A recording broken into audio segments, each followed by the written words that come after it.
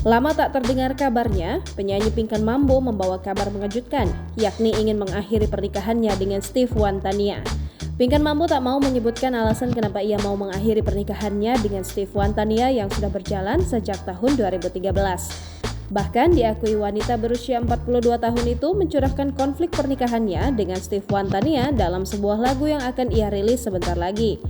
Mantan personil grup musik Ratu itu mengaku anak-anaknya yang besar memang memintanya untuk pisah dari Steve. Lantas, apa alasan Pinkan Mambo menceraikan Steve Wantania yang menikahinya 9 tahun lalu? Diberitakan sebelumnya, Pinkan Mambo sudah menikah sebanyak 3 kali dan memiliki 5 orang anak dari 3 pernikahannya itu. Pernikahan yang pertama dengan Maizal Reza Tobroni tahun 2004 dan bercerai di tahun yang sama.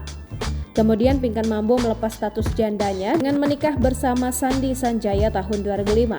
Mereka pun bercerai tahun 2009 dengan memiliki 2 orang anak bernama Alfa Razel dan Michelle Asli Reza. Setelah 4 tahun menjanda, Pinkan Mambo menikah dengan Steve Wantania tahun 2013. Selama 9 tahun, mereka dikaruniai 3 orang anak bernama Queen Cara Wantania, King Luke Wantania, dan Queen Abi Wantania. Jangan lupa subscribe, share, komen, dan like ya!